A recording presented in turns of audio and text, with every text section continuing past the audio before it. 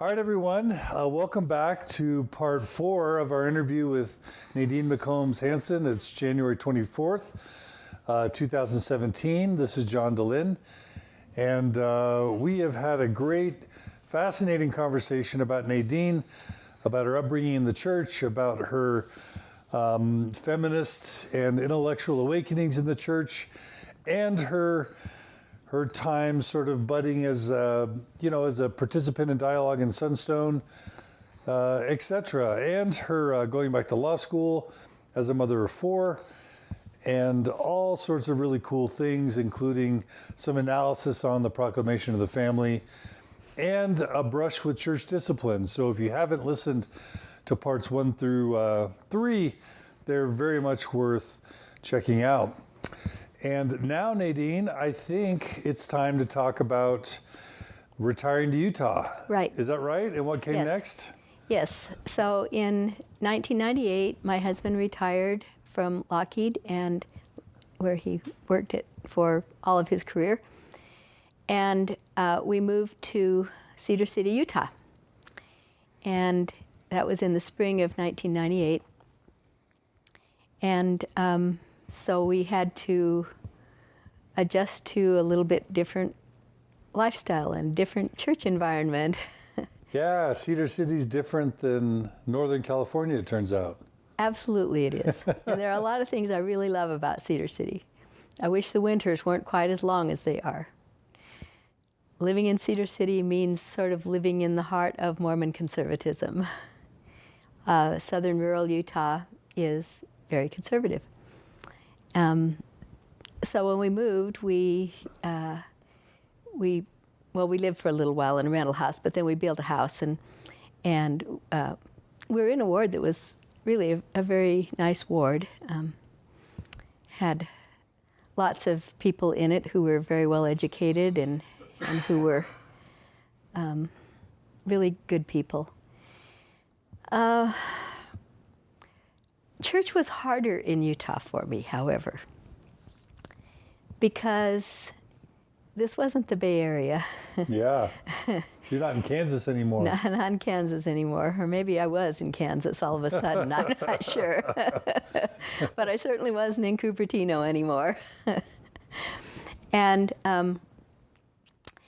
so what I found was that in Utah, it didn't work as well to try to speak up in church the way I had been doing in California.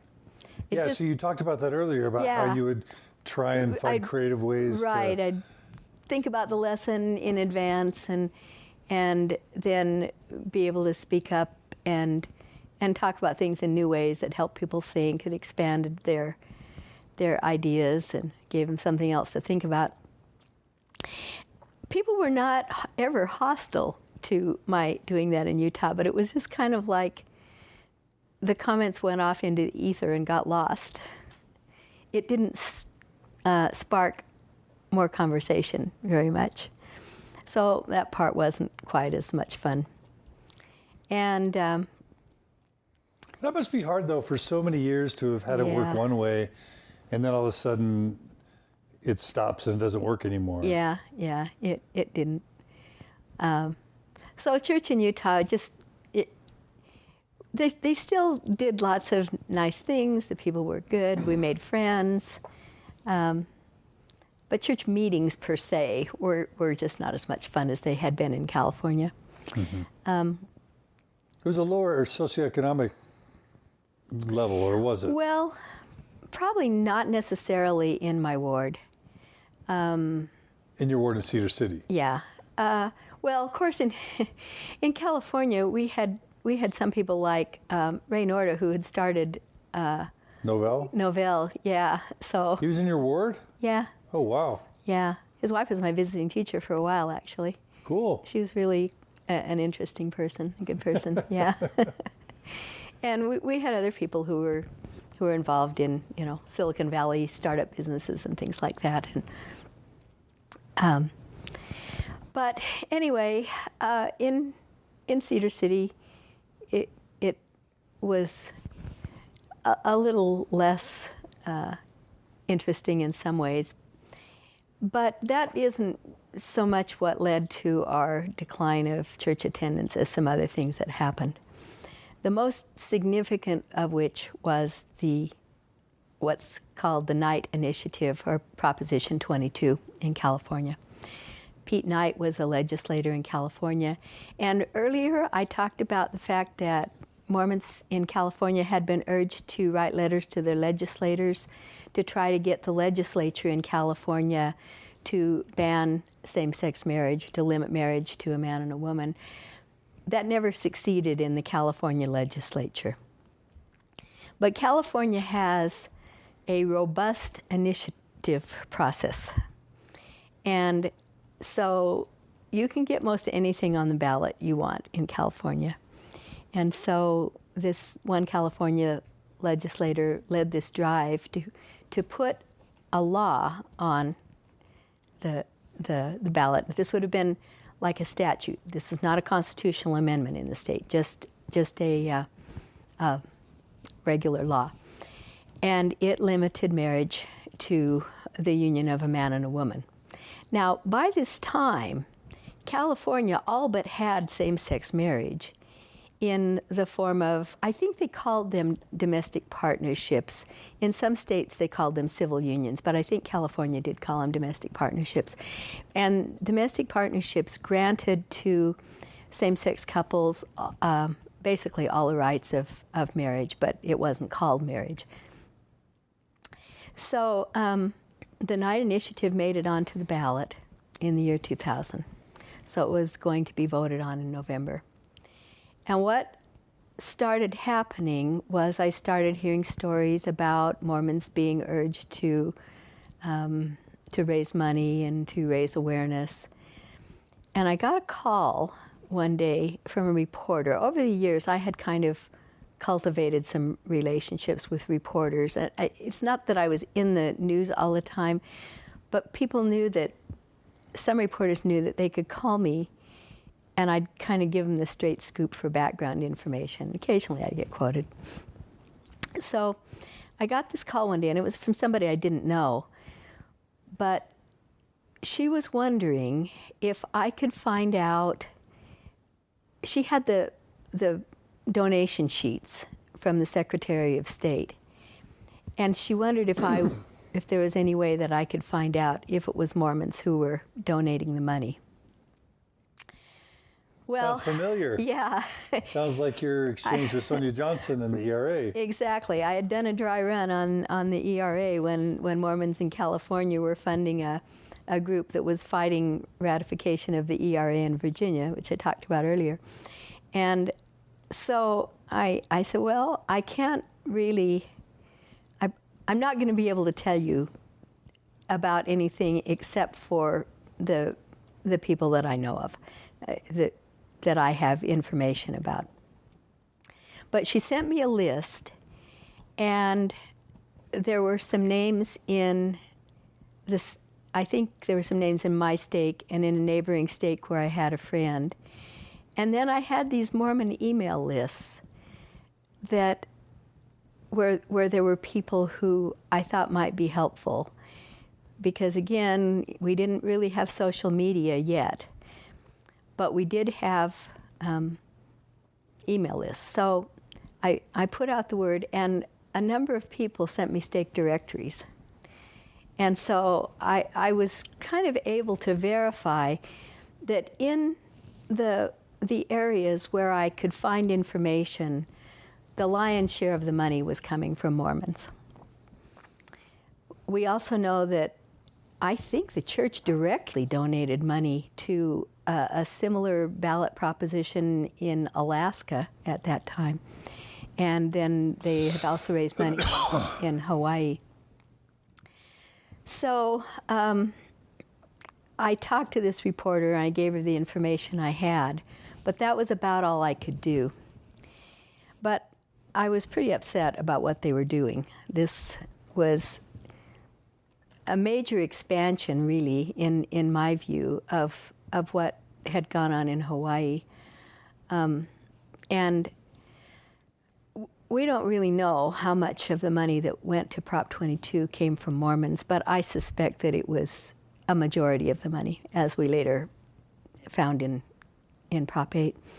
But anyway, there was quite a bit of fallout from Prop 22 that we wound up having some involvement with. My son was living over in Manteca, and he had written a letter to the editor of the local newspaper there in which he talked about, he opposed Prop 22, the Night Initiative, and at the same time he commented about that he didn't like the fact that the church was involved in this, which kind of exposed the church's involvement. And so he got called in to see his stake president. And another thing that happened is that he was contacted by a young man named Stuart Mattis. And Stuart's father had been a member of our stake presidency. He wasn't anymore. They divided the stake. They had 3 stakes that they divided into 2, had collapsed into 2. And he was in the other stake now. But my kids, they were never in our ward, but through stake functions, my kids kind of knew the Mattis children a little bit. And Stuart, I don't know how he found out that my son Alan was opposed to Prop 22, but they started corresponding. And at one point, Stuart sent my son a long email that he had written to a cousin of his, and it's 13 pages long. Oh, wow. Email. I mean, that's single space, but short columns. But in it, he just really poured out his pain over the fact that he was gay, and that the church was fighting for this Night Initiative. And how did he become friends with your son? Well, I think they knew each other because because they were in the same stake. They probably had some stake activities together at some point. So I think they were acquainted, but I don't know how they reconnected. Maybe Alan can make a comment on the Mormon Stories page. Alan must have made him feel comfortable and safe in some way. Yes, yeah. I think so. And it might have been because Alan had written a letter to the editor. But the Salt Lake Tribune came out and interviewed Alan, and so there was publicity at that point. But by that time, Stuart, well, I'll just tell that story first. Alan had sent me a copy of Stuart's letter, forwarded it to me.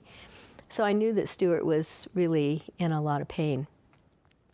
And it was the year 2000, but I still had a few lingering legal items in California, so I went back there sometimes.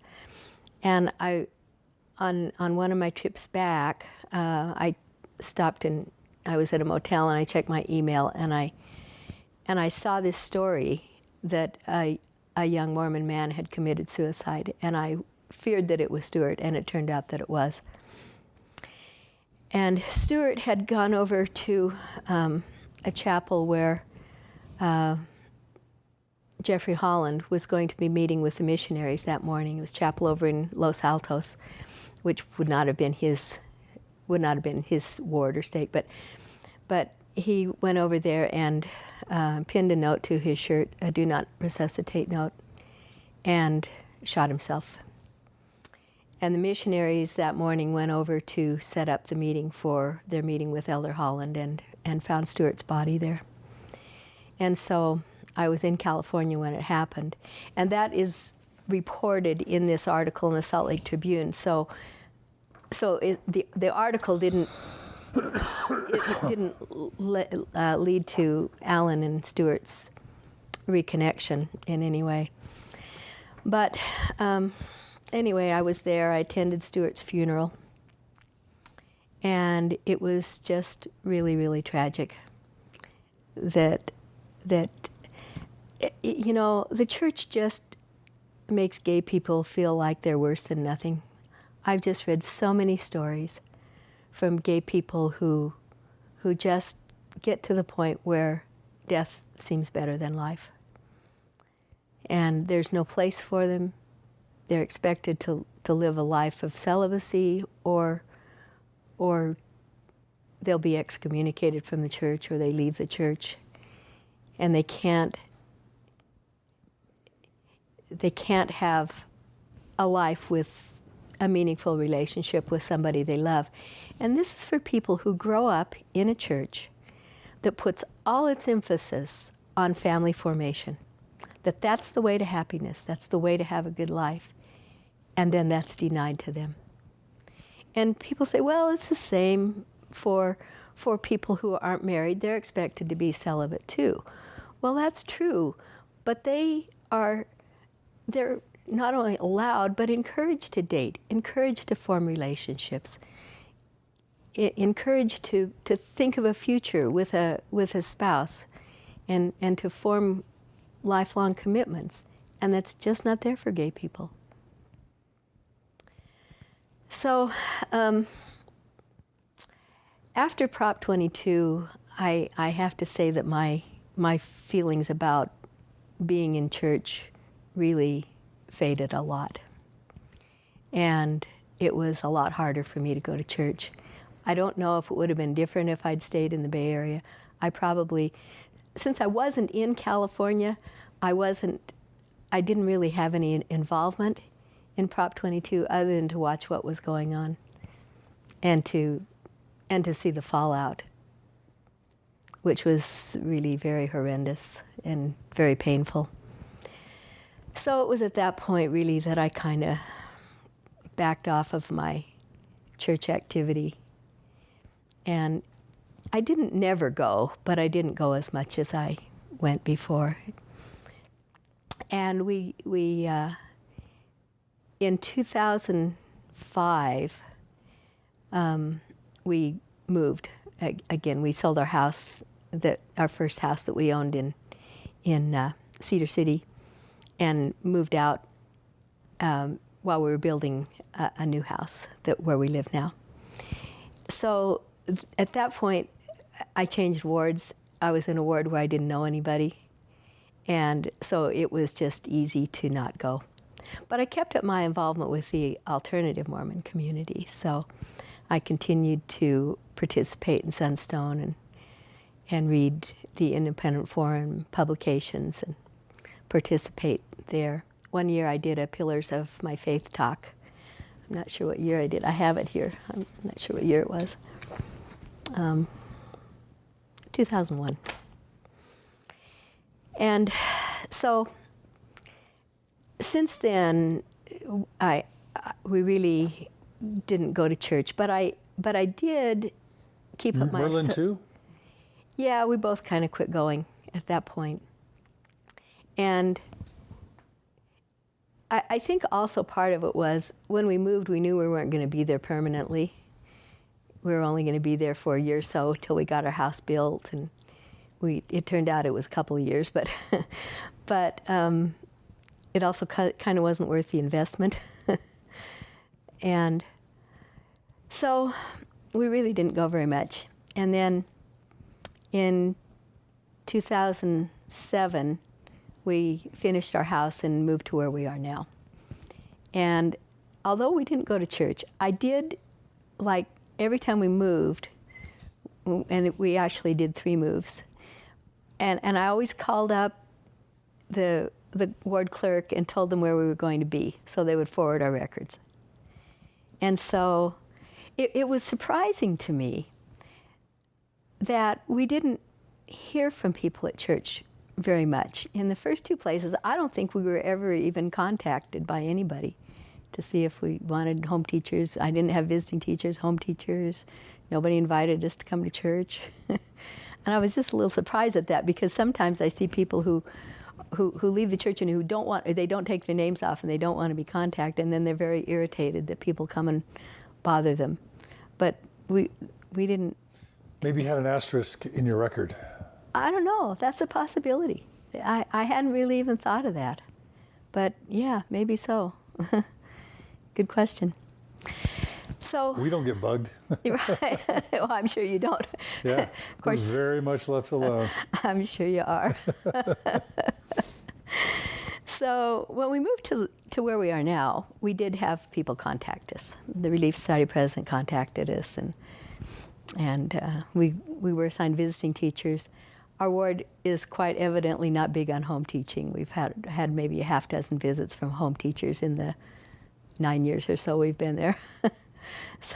But we do have one now. So anyway, we were at this new house in 2007, and then 2008 came along. And in 2008, let's see, in 2000, I guess it was in 2008, the State Supreme Court of California overturned Proposition 22.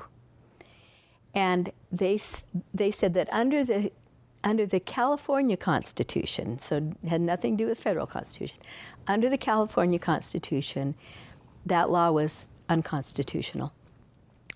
And they could not ban same-sex marriage. So about a month later, that went into effect, and people started getting married in California. Gay couples started getting married in California.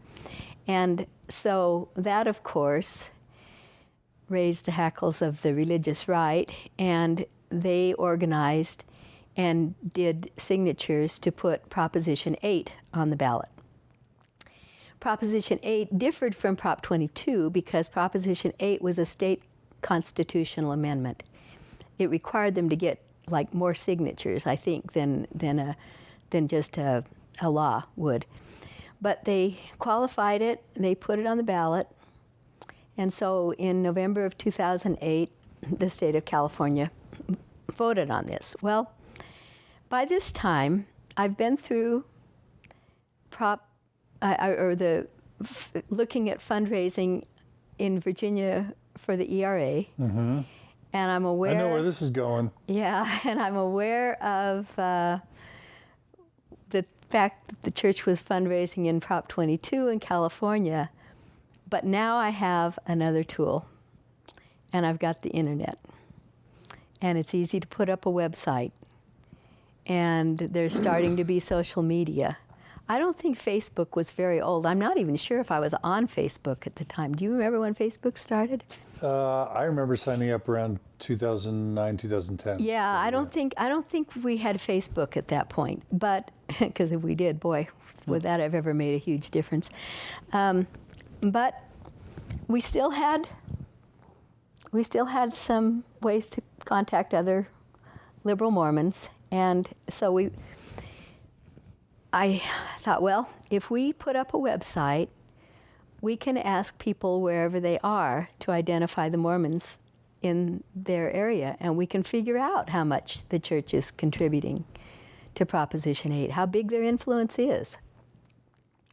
So we put it up, and I have permission to state the two people who helped on it. One of them was my daughter, Laura Compton, and the other was my friend Paula Goodfellow. And the three of us ran that website. I think Paula helped build the website, and Laura did all the downloading of the Secretary of State information.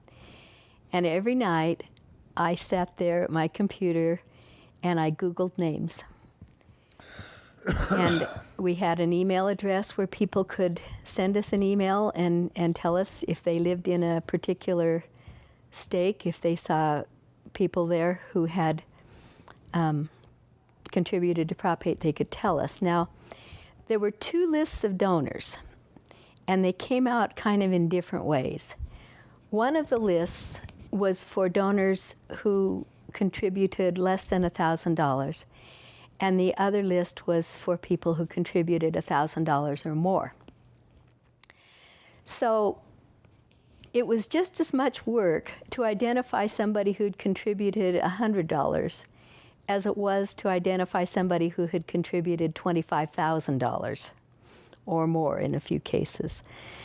So we didn't do very much with the list of small donors, and there were tens of thousands of small donors.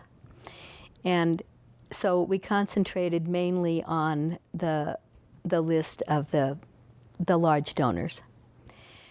So every night I would sit there and I would Google names along with the term Mormon or LDS. And I really learned a lot about how much you can find out about people using the internet.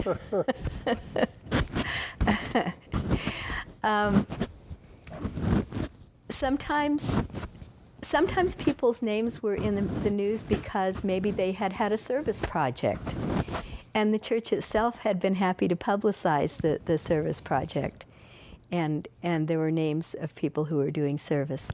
Sometimes people had blogs, public blogs, where they talked about their church involvement. Sometimes they were maybe graduates of BYU Law School, which in and of itself, just the fact that somebody went to BYU was not enough for me to identify somebody as Mormon. I would not have put them down as Mormon just because of that. Usually I had to have two sources. I tried to be really careful and not identify people as Mormon if they were not. I never had one person tell me that we had incorrectly identified somebody as Mormon. But one time I had an email from somebody who identified somebody they said were Mormon, and I checked them out, and it did not look to me, it looked like to me like they were evangelical Christians. So why only expose the Mormons? Because what I was trying to figure out was how much of an impact is this 1 or 2% of the population of Mormons in the big state of California. How much of are they contributing? How involved are they? How important is the Mormon influence in trying to get Prop 8 enacted?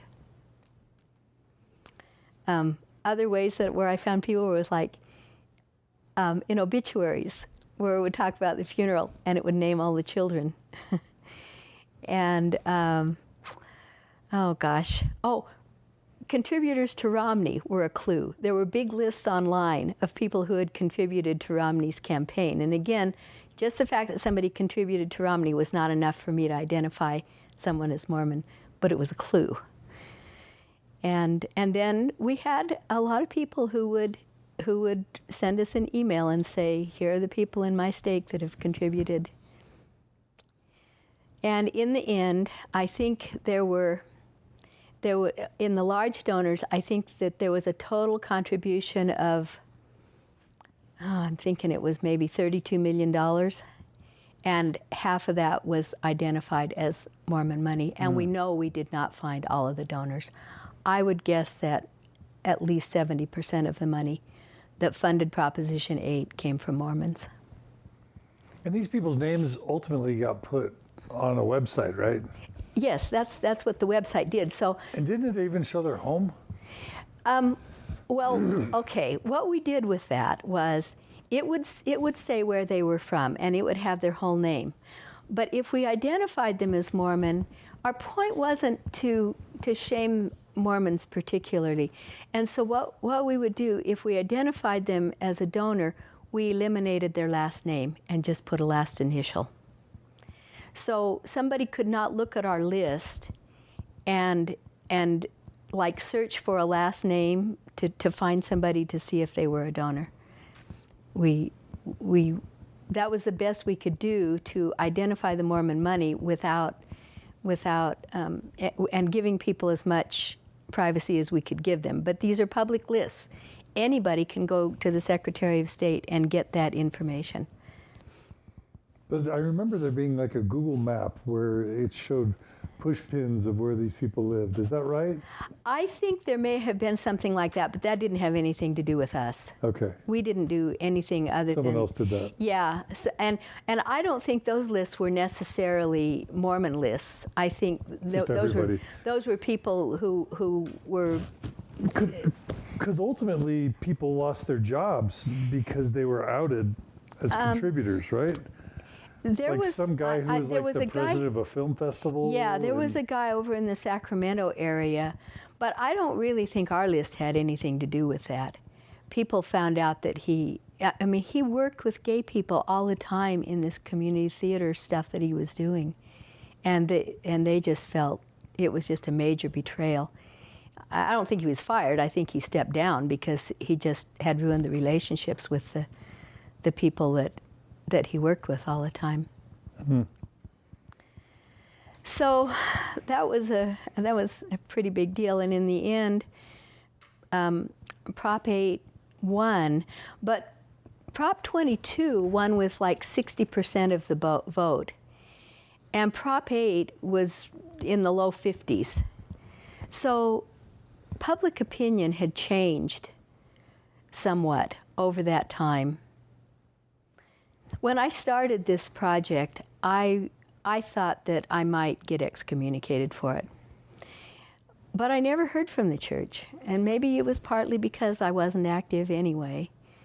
But as far as I know, none of my ecclesiastical leaders were contacted. If they did, they didn't. If they were, they didn't ever contact me. Laura just wrote, somebody else made the map, and it was all donors to Prop 8. Yeah, So Laura that's what I thought. Yeah. Yeah.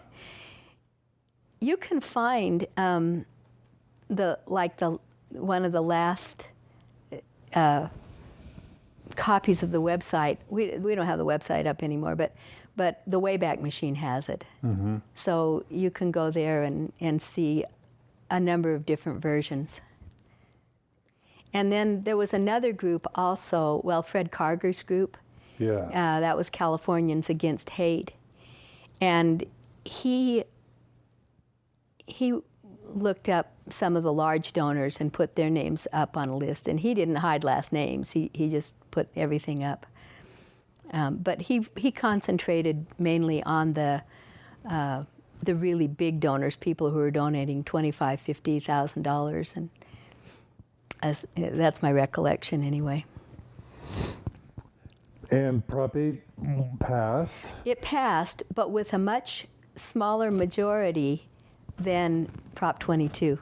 So in the 8 years between the year 2000 and the year 2008, opposition to same-sex marriage in California changed quite a bit. And after Prop 8, there were large marches. Gay people who went to the streets and organized marches. The LA Temple, right? Yeah, I think there was some vandalism at the LA Temple. It was fairly minor, and actually, a Mormon who opposed Prop 8 offered to pay for the damage that was done. Wow. At the LA Temple. I don't know if they took his money or not, but he did offer to pay. It was like around the $100 amount. It wasn't, huge, horrible vandalism. But yes, there was some vandalism. A couple things worth mentioning about Prop 8 is that we know for a fact that the church rented out entire buildings in Provo. Yes. And recruited BYU students to man the phone banks to do call downs of all the citizens of California to try and get out the vote. And they did more than that. They called people in, I'm sure that they called people in other states, because what we saw was, first we had money coming in from California, but then later on toward the end, when all of a sudden we got lots of contributions from Texas and from Arizona. I mean, there were always some out-of-state donations, but at some point there were enough donations coming in from various places in other states that I just don't think that would have been happening had they not been being contacted. I don't have any proof of that, but just the pattern of donations suggests to me that I think those call centers were calling people. Another thing that happened right at the beginning, there was a guy who had a blog, and he posted on his blog, and we later learned more about this, that he had been called into a meeting where he had been, it was like a telephone conference, but and I think Elder Ballard was on the phone, and they were asking people who they knew how much money these people had, because obviously they have their tithing receipts. I guess that's how they figured it out. But people who were making really a lot of money, and they were asked to donate $25,000. And that was kind of in the beginning. One of the things we noticed right at the beginning was that there were a whole bunch of donors who had contributed $25,000. And then some contributed in maybe $10,000 or $15,000 that I think they may have been asked to contribute $25,000, because that money came in at exactly the same time. But maybe they couldn't afford the full 25, so they donated a smaller amount, but still a very sizable amount. I'm just trying to imagine what it would be like if Utah was trying to pass some law and like thousands of people from Catholics in Boston were calling in trying to manipulate the vote in Utah. Like, that would be really, like, and if it was another church, like, that would be really weird. It really would, yeah. It would really bug me that they were going to try and influence the law in the state where I was living. Yeah, exactly. That feels really, it feels kind of gross. I know. The other thing that we talked about was just the fear tactics the church used to try and scare people into supporting Proposition 8, right? Right, yeah. Yeah, and this was something that I had talked about when Proclamation on the Family first came out, and I could see that this was leading to this kind of involvement. And yeah, I wasn't in California, so I didn't hear this stuff directly, but yeah, I think that there was that's how you motivate people, is you whip up fear of what's going to happen.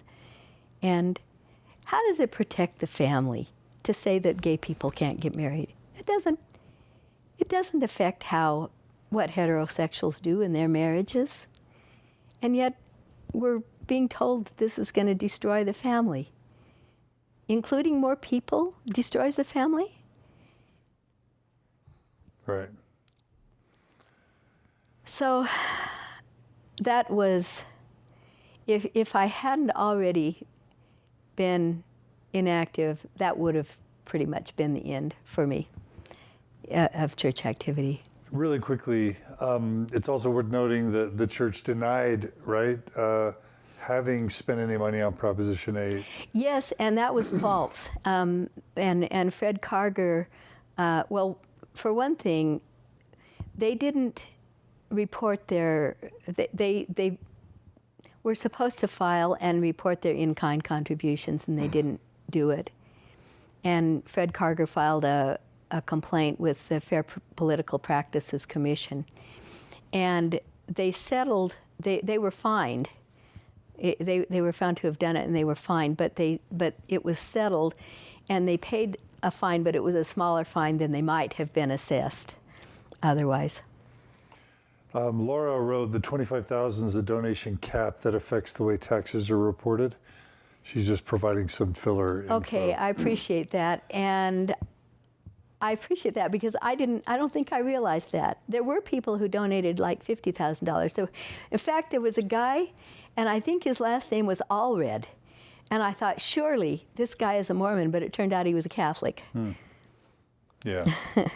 And then Sarah writes, I lived in Arizona and had friends who had been called into a meeting with church leaders and asked people to donate money for Prop 8 and the prop in Arizona that was going on at the same time. Right. Friends were treating it like they were, quote, called to help the cause. The church asked them to put signs up in their yard and such. It was horrible and the start of me questioning the church. And my brother told me that he worked for Microsoft in Redmond. Oh, and yeah. he was called by his stake president and asked, that's a place where the Mormons who worked for Microsoft were millionaires. Oh, yeah. To a large degree. And the stake presidents there had been contacted by church headquarters and asked to do a shakedown on wealthy members in around Microsoft. I didn't know that, but I'm not surprised. Yeah. So kind of gross, right?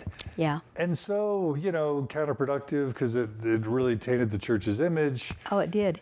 And I think that I actually think that the backlash against Prop 8, after it passed, I think lots of people were moved by the feelings of the gay people who were affected by this.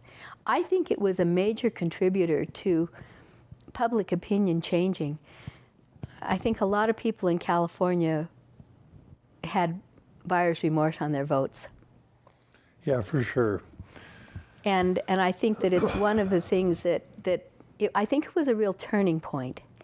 And then what we started seeing, there was also, in Maine, there was a thing on the ballot. And Fred Karger, I talked to him a few times, and he really thought that Mormons were behind the fundraising in Maine.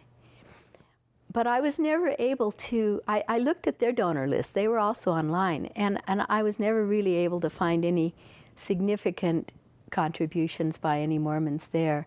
There were certainly people involved in the legwork there. And so I read articles online about who was doing organizing and things, and clearly there were some Mormons involved, but there aren't very many Mormons in Maine in terms of a percentage of the population. So I don't think they were involved there. And so I think that the church was that Mormon leaders were more concerned about California because California is in so many ways a trendsetter. Yeah, they say, as goes California, so goes the nation. The nation, yeah. And that's actually what happened eventually. Yeah. Some say Prop 8 accelerated the ultimate. I absolutely believe that. Yeah. And then before the Supreme Court decision happened, we started seeing states enact laws allowing for same-sex marriage, not just legislatures, but by popular vote. There were, I think there was a place once where where it was on the ballot in like 4 states, and I think 3 of the 4 passed it, if I remember right. So I think it was huge in terms of raising awareness of the concerns that gay people had, and people started seeing this as a fairness matter and started supporting their gay and lesbian brothers and sisters in their relationships. So tell us where you went in your Mormonism after Prop 8. Okay. Well, after Prop 8, I really had no desire to go back to church. And but I stayed. I continued to participate in the alternative forums, but I kind of started putting my interests in other things. And we had a daughter who got sick from an autoimmune disease, from celiac disease, and I started becoming more and more aware of the importance of nutrition in people's health.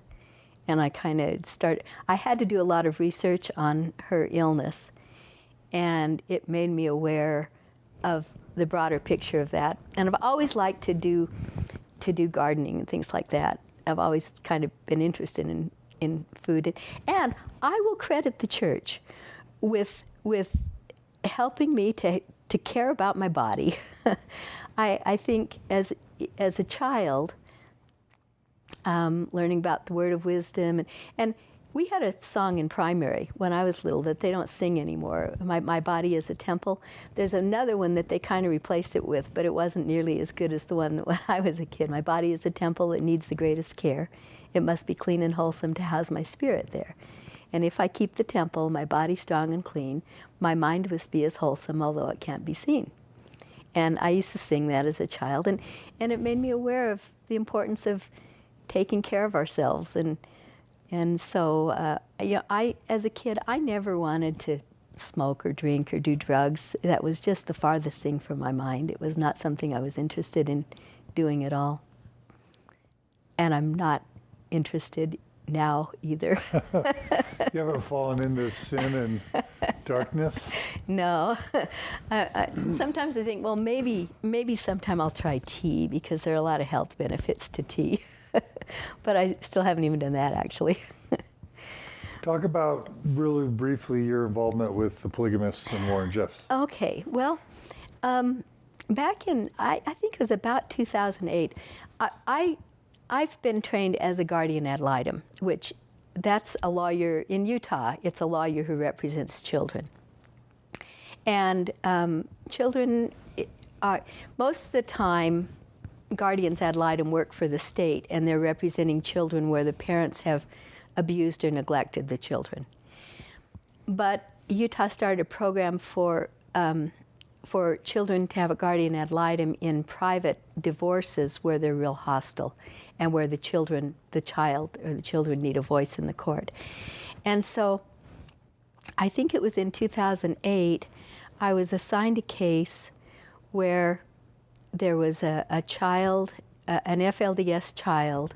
The mother had custody of the children. The father had been kicked out of the religion. And I'll say a little bit more about that. But anyway, the father had been kicked out, and he had gone back and sought visitation rights for his children. And then he had one child, a teenager, who didn't want to be within the FLDS anymore. He wanted to be with his father. And so they were having a pretty contentious custody battle.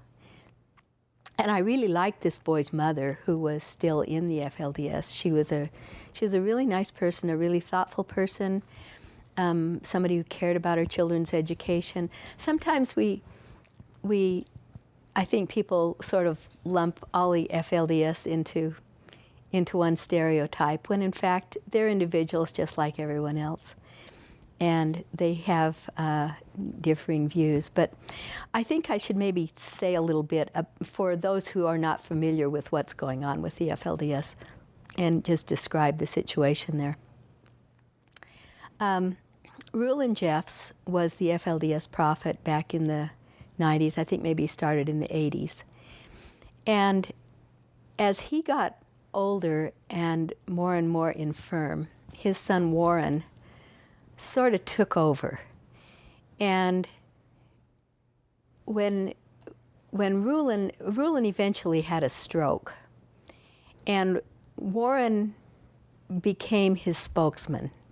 And so he would go out and tell the people what their prophet had to say. And it's questionable whether their prophet was saying anything. It was probably more coming from Warren. And what we know now is that Warren was, when he was working, one of the things he did, the FLDS had a school in Cottonwood School in Salt Lake. And one of the things we know now is that he was molesting children while he was the principal of that school. But that didn't come out for a long time. One of the problems with these insular communities is that things can go on for a long time and not get reported. But when Rulon was aging and ailing, Warren kind of executed a coup, and he sort of took over. One of the things he did is he started marrying a lot of young women to Rulon, who at this point was, very old. And then when Rulon died, they don't like to leave women alone. So if a husband dies or he's expelled from the community for some reason or another, women will be assigned to a priesthood caretaker. And sometimes they're assigned as a wife, and other times they might not be a wife. They might assign an adult son as a priesthood caretaker, but women always need a priesthood caretaker. So when Rulon died, Warren basically told the people, hands off my father's wives. And more than 20 of them he made into his own wives. I think he had some 70-some wives.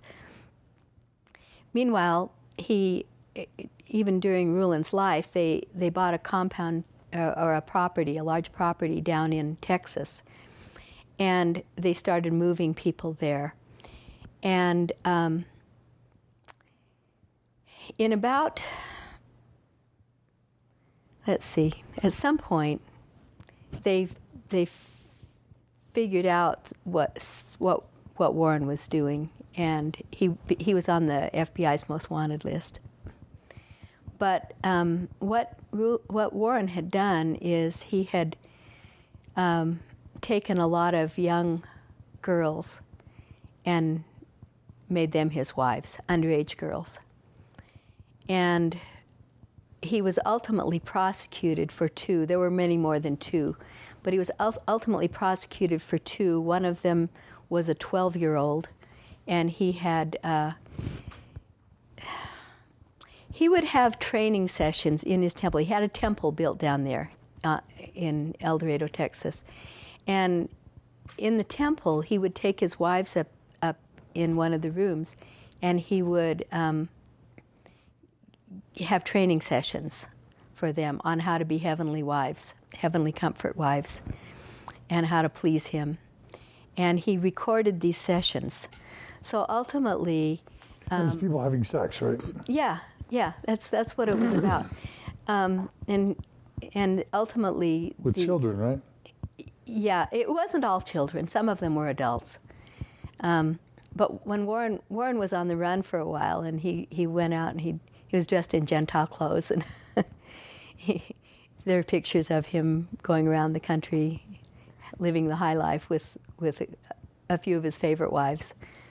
But then he'd go to Texas, and that's where he was inducting his new wives into his kingdom, I guess. And I've listened to the tapes, and they're pretty awful, but he would tell them that the Lord put heavy atonements on him because of his people, and he needed his heavenly comfort wives to come and give him comfort. And he would instruct them in how to please him. And so one of the things he did was he audio recorded, I don't think it was video, but he audio recorded his sexual abuse of a 12-year-old. And there were 3 of his wives there in the room assisting him. At one point in the tape, he says, "Untie her, please, Naomi." Naomi was his favorite wife. And then eventually there was a raid down there, and it was on totally false pretenses, because this young woman in Colorado called in and said that she was on the ranch down there and that she was being abused. And she gave a name. It was a name that could have been an FLDS name. And so we all saw on TV where they took this like armored vehicle in and raided the place, and then they couldn't, people were not honest with the authorities all the time, and they said that there was no girl there, no 15-year-old girl there by that name, and that part was true. But they weren't getting straight answers from people. And so they continued to look, to press for it and to try to find this girl. And since they couldn't figure out which children belonged to which parents, they rounded up all the children and took them into custody, over 400 children. And of course, this did not play out well on television, mothers being separated from their children. But they did DNA testing to match up all those children with their parents. Most of them were returned after not too long, because the state Supreme Court ordered that they had wrongly taken these children. But in the course of it, they got a search warrant. They ruined the doors of the temple to go inside. They broke down the doors at the temple.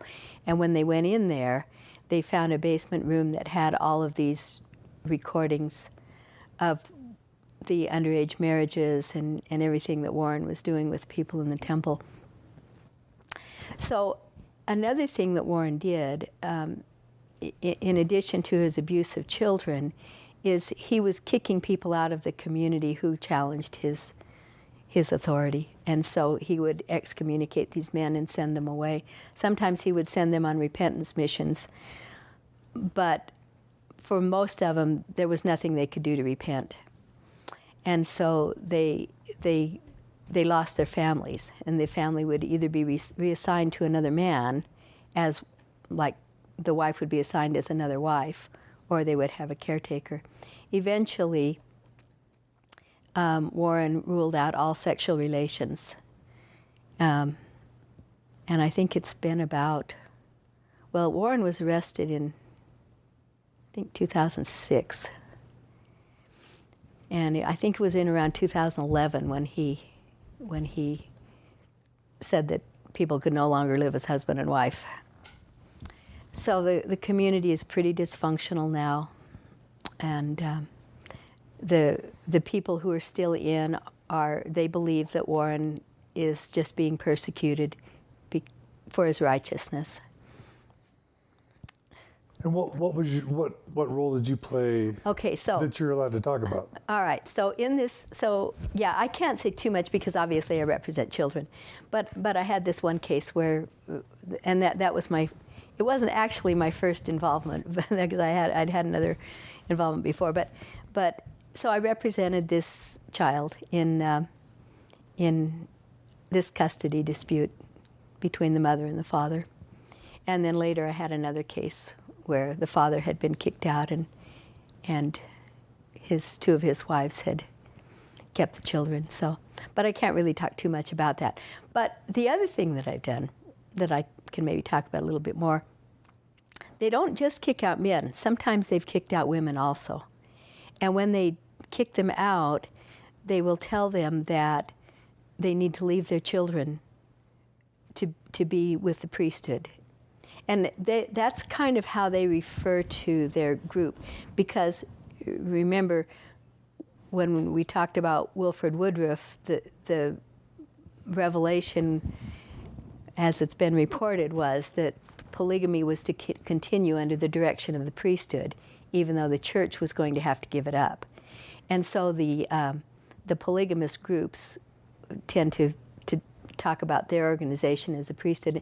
In fact, the name FLDS is fairly recent. I think they incorporated that in about the 1980s. And they tend to speak of their group as the work or the priesthood work. So anyway, when mothers and fathers get kicked out, they're to leave their children. Sometimes the women are told that you have to leave the children so that they can be brought up under the priesthood, and if you remove them, you'll have blood on your skirts for killing their eternal souls. But then the mothers get out and they miss their children, and then they also start learning things. And so sometimes they want to go back and get their children. And I've been involved several times with going down to Short Creek and helping mothers retrieve their children from their caretakers, their sometimes relatives, sometimes not. And they've typically given somebody a power of attorney over the children, and so they revoke that, and then they say that they're there to get their children. Was that ever scary for you to go to, No, not really. People have never been hostile in any kind of a violent way down there. Mostly, they'll maybe try to put some pressure on the mother, and so you just help stand up for the mother and say you have to return their children now. And typically the children don't want to go because they've been trained that well, not always, but sometimes they've been told that their parents are apostates and they can't associate with apostates. That's not always the case. Sometimes, especially if the children are with relatives, they might be told that their parents can't take care of them right now. Or in one case, children were told that their mother was on a mission. So when it's like that, then it's fairly easy for the children to adapt. And if the children are young, it's easy for them to adapt. If they're teenagers, a lot of times if they turn 18, they'll go back. So that's been really interesting work, and really rewarding in a lot of cases, especially where parents are united with their children. Does the state pay for your work in those cases? No, that's pro bono. That's all pro bono? Yeah. Wow. Now, when I'm acting as a guardian ad litem sometimes I'm a guardian ad litem in cases where children are abused or neglected, and then the state pays me. If I'm in a private case, then the parents are supposed to pay me, and usually they pay me some. Not a lot. Maybe not a lot. Yeah, okay. Well, talk about from that point to November 2015. Yeah, from November. What do you want to talk about? I remember that was a big thing for you, not just November, but your decision on what to do about that. Yeah. I remember you emailing me and giving me updates on. Did I? I don't even remember that. Just kind of what you decided to do. So talk about that. Okay. So in November of 2015, as all Mormon listeners know, the church issued a policy where gay people who got married, disciplinary councils were mandatory for them. And they said we don't direct the outcome, but as a practical matter, they do, because they are. Well, the policy called it apostasy. Yeah, they called it apostasy. Saying that excommunication was mandatory, right? Well, it said a disciplinary council was mandatory, but excommunication is mandatory for apostates, I think. So. Yeah, yeah. So if they find them to be apostates, they're going to excommunicate them. Right. And that was bad enough. But the other part of the policy was that the children of gay parents could not be baptized or receive the priesthood if they're boys. And that part I just couldn't abide. Mm-hmm. They're denying what they believe is a saving ordinance to children. They tell children how important it is that they get baptized, and so that they can have the gift of the Holy Ghost to guide them through their growing up years and their teenage years, but not the children of gay parents. And when it first happened, it was I think maybe a Wednesday afternoon when you reported it. Does that sound right? I think it was. Maybe Thursday. Wednesday or Thursday. Yeah. We were on a trip. We were at my mother's house, and Could have been Wednesday. I had terrible internet access. She needed to get her internet updated, and so I was having a real hard time being online and staying online to read about what was happening. But that was reported, and it was shocking to me that they would do that to children. So by the next morning when I woke up, there was already a report, excuse me, of a child who had a baptism set for that following Saturday, and the baptism had been canceled because her father was gay, her parents were separated, they had joint custody. So that child could not be baptized. A child already set for baptism. And I just said I could not be involved anymore. So I waited a few days because they were going to have Elder Christofferson give an explanation. And they kind of changed things a little bit and said that was intended only for situations where the primary custody was with gay parents. But, it doesn't really change anything. They didn't change the policy. They just said, this is how we're going to apply it. The policy is still worded just the same as it was before. And so I listened to his after-the-fact explanation, which didn't make things any better. They're still doing something that's unacceptable. So I wrote a letter to my bishop and stake president and asked them to have my name removed. Now, I could have gone to quitmormon.com and just had it take place without any further involvement. But I didn't want to do it that way. I wanted to be clear why I was asking to have my name removed, and I wanted real people to have to deal with it. I'd met my bishop exactly once before, I think. I met him in a situation where he was actually giving some help to somebody that I knew. So I didn't really know him. But he was the one that won the lottery of getting to take care of me. So he did and I wrote a long letter, and I explained why I was resigning or having my name removed. I didn't actually resign. If you resign, you're done immediately.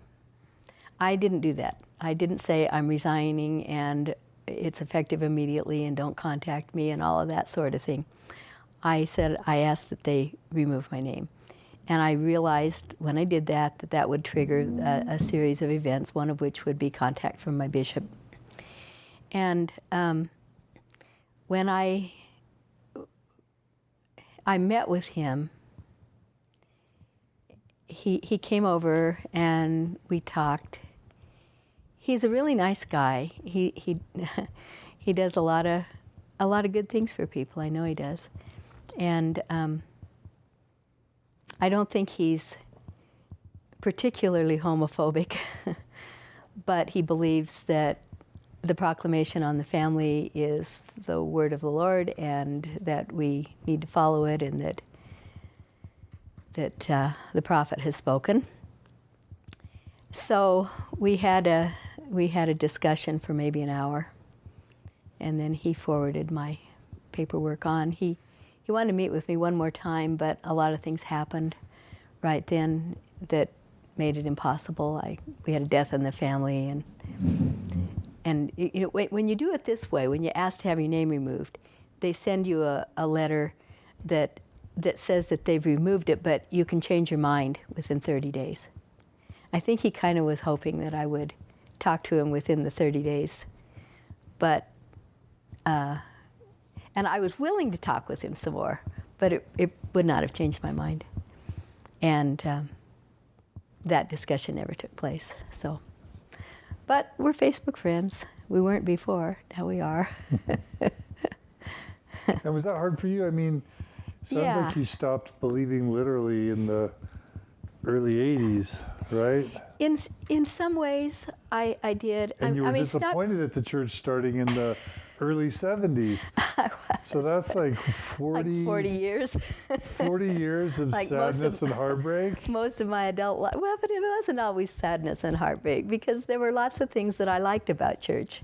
I had lots of friends, and I thought the church did lots of good things, and I enjoyed participating in a lot of the good things they did, and in the service that they did, and I had church callings that I enjoyed, and I liked to sing in the choir. That's what I miss most, is the music. Mm-hmm. And even though it wasn't perfect, even though it had its problems, it was the way that I grew up learning to relate to the divine. And even when I started thinking of that in a different way, it was still an okay way for me to do it. And so it's not like I was miserable for 40 years. I wasn't. I hoped that they would do things differently. I hoped that the kind of independent Mormon community would have an influence and would moderate their behavior and their tone, and I think in some ways it has. I think that some of the changes, they're kind of cosmetic, but they've made some changes for women in the church to make them a little more prominent, and they've changed some policies. In fact, in that Sunstone panel, Marilyn Warensky, the one who's not a member of the church, she talked about the way they had changed, like whether married women could go to the temple, for instance, because they couldn't before. And so I think that having that community out there helps to raise awareness, and that's the only way you get change. The squeaking wheel's the one that gets greased. Right. And so I do think that it does have an influence on the church. But in terms of LGBT issues, I just don't see anything positive happening for at least another 30 years. Because when I look at the hierarchy and I look at the lineup of who's going to be president of the church for over the next 30 years, I just don't see anything changing. I hope I'm wrong. I hope that they will come around, but they're getting so set in this stuff. And even now, so now we have same-sex marriage. It's the law of the land. They can't do anything about that. Not to criticize Trump, because I have listeners who like Trump, and I don't want to, turn off listeners, but Trump could maybe try and overturn that. Well, he can't, because the Supreme Court has spoken. And at this point, I think it's so entrenched in the fabric of marriage throughout the nation. I just don't think we're going back. I don't think anybody's going to overturn it. There's nothing anybody can do other than get another Supreme Court to reverse it. And how do you even get there? Who's your complainant to file a lawsuit against same-sex marriage? It got to the Supreme Court because gay people who wanted to be married filed lawsuits. But who's the plaintiff? Who is it that's harmed? If you've got to have standing to file a lawsuit. Well, the church has the Proclamation on the Family. Yeah, and that didn't work in Hawaii, and it's not going to work anywhere else. And they would have to show that the church is being harmed by same-sex marriage. And how can they do that? It may be part of the reason that they put what they did into the handbook in November of 2015, so that they don't. I don't know if they're afraid that they're going to be told that they have to perform same-sex marriages. I think they're better lawyers than that. I think they know better than that. And so I can't completely figure out what they're doing, but now what they're doing is they're on this religious freedom tour. Did you hear about the meeting that they just had in Arizona? I mean, they've done a few of those. I know they've done a few. They did one just the other day. Yeah. I just got a transcript of it last night. But it's the same. They did the one in Texas, I think it was. Dallas, Dallas. And I listened to that one before. And it's really the same stuff. It appears to me to be the same stuff. I hadn't really had time to look at it. But they know that in terms of their ecclesiastical functions, they're not going to have to perform same-sex marriages. They're not going to have to recognize them within the church. They're not going to have to let gay people be in full standing in the church if they're not celibate. But the one thing that they did raise is, and I think this is a bigger fear for them, is that if their church universities are receiving federal funding, then can they discriminate against gay people? And those might be sort of legitimate concerns about their funding. So it's that kind of thing that they're worried about now. When BYU just lost its ROTC program. Yes, I just saw that. Did you see what that was about? I saw somebody who wrote something about it on social media. So I haven't seen like an article about it that explains what happened. But that was because a commander in the group wouldn't sign on to the honor code. He was not Mormon. The honor code stuff. Yeah, it was honor code stuff. And because they were requiring him to sign the honor code, the ROTC got moved to UVU. Yeah. So, and I suppose it's things like that. I mean, that has nothing to do with gay marriage, but it's governmental decisions that would affect not the church itself, but maybe some of its appendages. And so now they're doing this religious freedom thing, and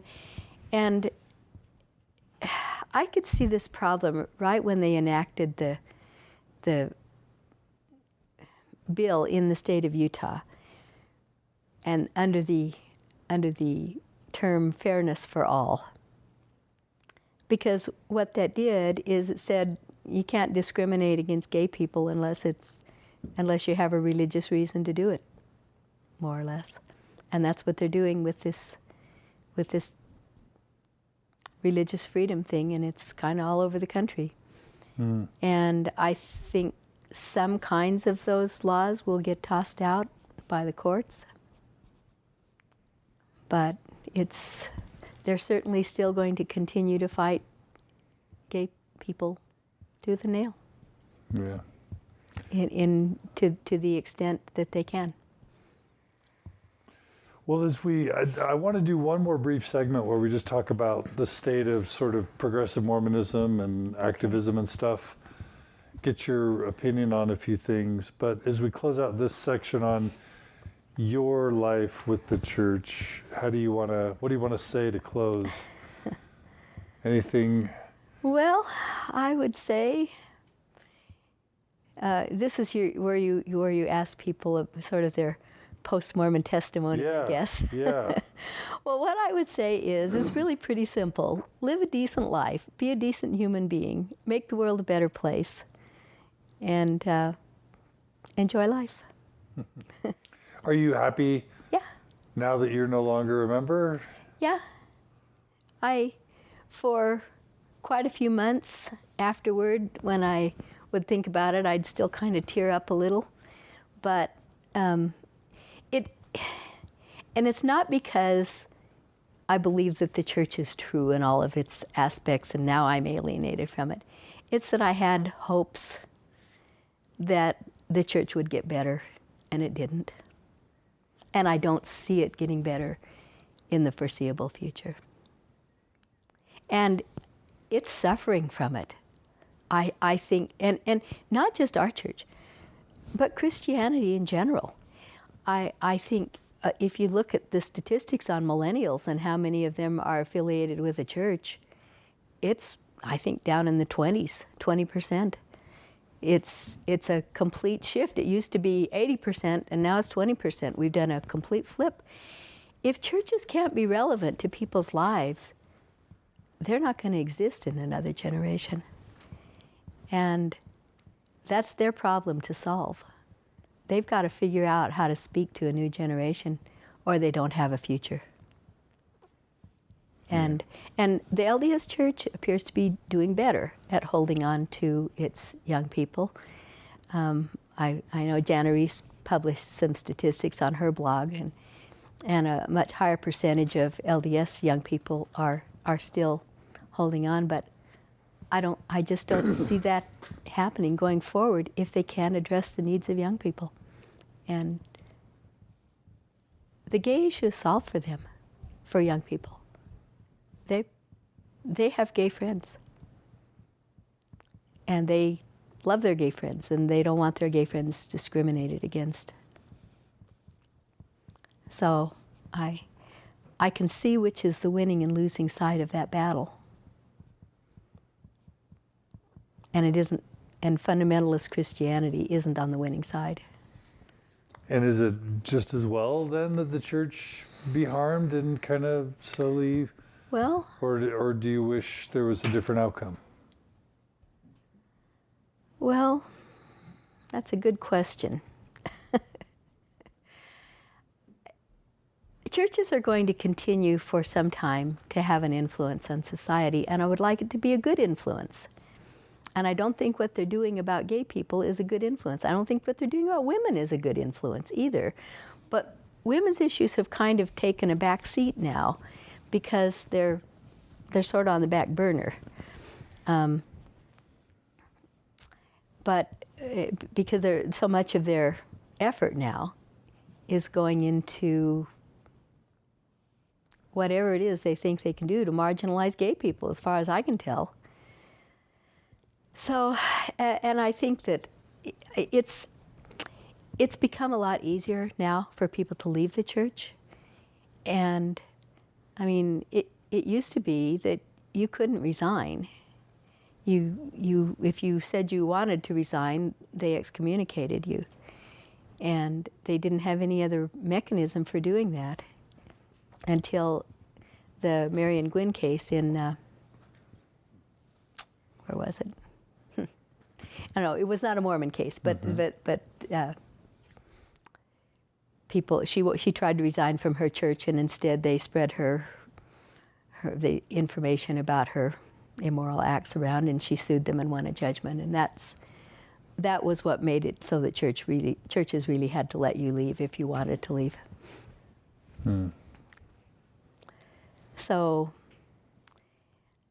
you know, I wish the church well, really. I would like it to be more responsive to the needs of its people, all of its people, not just the center, not just the people who continue to follow and do everything they're told and believe. But I think it could be a better influence for good if it would behave better toward people who aren't in a patriarchal mindset. Right. But I don't know how we get it there at this point. So what's in your future? Well, I'm just going to keep living my good life. Are you going to fall into sin and depravity? I think that's probably unlikely. Is your countenance darker now? I don't know. Maybe you could take a look and see. Well, I didn't know you before. Oh, okay. Well, you've known me for a little while. That's true. Of course, you've only known me as a kind of a heretic, I guess. Yeah. I'll have to ask your former stake president. Yeah, you could do that. He'll probably watch. Maybe he'll add a comment. Yeah. Well, Nadine, thanks for joining us for these 4 episodes. I've wanted to get your story for a long time, and I think it's a really important one. I know there's going to be many people who really benefit from it, and mostly I just, you know, for any of us who are trying to make a difference now or to, you know, participate, we kind of stand on the shoulders of giants, and I think you laid a lot of important groundwork for the rest of us to come along. Well, thank you, John. And you've been a great support along the way. So I just want to thank you. Okay, thank you. It was fun. All right, listeners, so you can post your comments or reactions to this interview at mormonstories.org. Maybe Nadine will respond if you have something to share. Thank you for everyone who supports Mormon Stories financially. Your donations are what makes this possible. If you don't donate, we have tens of thousands of listeners and hundreds of donors. So if you're willing to support us, please go to mormonstories.org and click the donate button. Just $10 or $20 a month can literally transform what we're able to do for lots of people. So please support us if you can. Thanks to those who do. And we'll be doing lots of cool interviews in the future. Please like our Facebook page. Please share these episodes with family and friends. Get the word out, and we can help more people. And yeah, don't forget Mormon Transitions, Mormon Matters, A Thoughtful Faith, and all the other great Open Stories Foundation podcasts out there. So thanks, Nadine. Okay, and I'll just say, I'm up in Logan, and I've got to go back to Cedar City, so it might be a while before I respond to anybody who posts comments. So if I don't respond right away, that's because it might be a while before I'm able to. That's all right, and it'll be a while before we post it. So okay. All right, That's Nadine. right. Thanks so much. All right. Thank you, John. All right. Take care.